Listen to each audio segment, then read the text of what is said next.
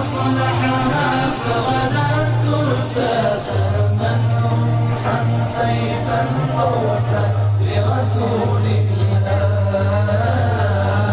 يا غرب اعتبر بماضينا فاندسنا رؤوس عادينا وسنمضي اليوم كما ضينا لرسول الله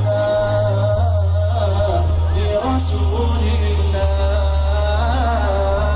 يا غرب سيسطعكم نور قد أشرق فوق روابينا لن يبقى الإسلام سجينا يا رسول الله يا رسول الله.